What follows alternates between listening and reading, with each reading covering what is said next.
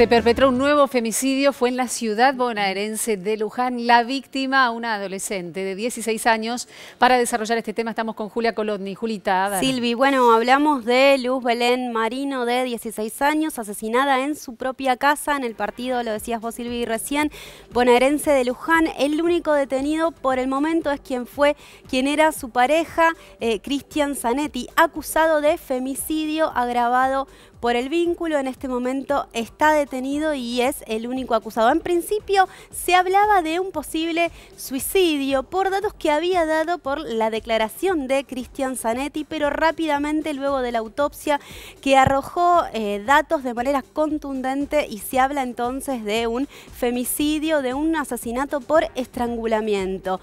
Luz Belén fue asesinada en su propia casa, lo decíamos recién, y esto es un patrón que se repite, ¿no? Que lo vemos muy seguido en los casos de femicidio, donde las casas de las propias víctimas siguen siendo el lugar más inseguro. Vamos a ver, Silvi, entonces, si te parece, las cifras actualizadas de femicidio para entender un poco más cómo venimos y de qué se trata, ¿no? Esta problemática. Estas cifras son, en este caso, del observatorio. Ahora que si nos ven, del 1 de enero al 20 de noviembre hubo 265 femicidios, 22 vinculados, hablamos de aquellos asesinatos de hombres o de niños, niñas que se dan en contexto de femicidio. El lugar, lo decíamos recién, las casas de las víctimas son casi el 65% de los femicidios, ¿no? Ahorita, es decir, el victimario va a buscar a la víctima al lugar donde vive, al lugar donde sabe que está. Sí, en algunos casos pasa eso, en otros vive incluso con la propia víctima, ¿no? Claro. Muchos se dan, lo vamos a ver después en los vínculos, pero muchos se dan dentro de las parejas, ¿no? Incluso convivientes.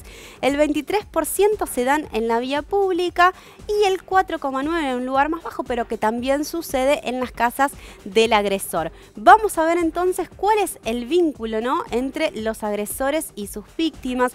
El casi 44% son parejas y el 20% exparejas. Si sumamos estos dos, más del 60% son de un vínculo muy cercano, ¿no? Y lo que decimos siempre, a veces el no escuchar la denuncia de la víctima a tiempo. Sí, totalmente. Que termina justamente con los femicidios. La denuncia y todo el proceso, ¿no? Que muchas veces, obviamente no siempre, pero muchas veces suele venir de relaciones y, digamos, ya hay algunos síntomas o señales, ¿no? De lo que es una relación violenta, ¿no? De un hombre violentando a su pareja. El 10% un familiar, 6% un conocido.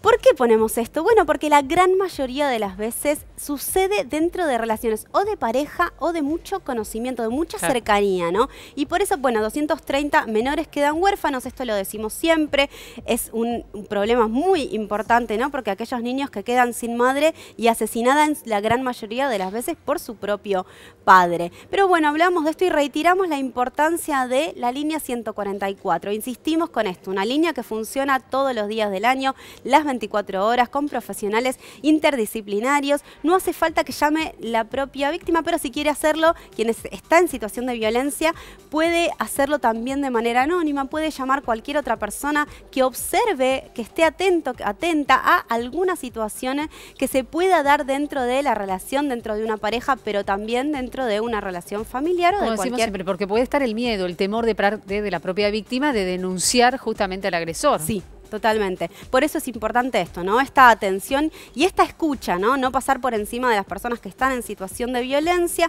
pero sí estar acompañando y escuchando. Incluso se puede llamar al 144 pidiendo asesoramiento, ¿no? A veces uno no sabe, obviamente, porque no tiene los recursos y las herramientas para entender de qué manera puede ayudar, de qué manera puede intervenir. Bueno, la línea 144 en ese sentido funciona también. Uno puede llamar y decir, estoy viendo esta situación, no entiendo de qué manera puedo ayudar, y ahí le van a generar esa ayuda que uno no tiene y esa red de distintos profesionales que están para eso. Muchas gracias, Julita. Seguimos en un ratito con más.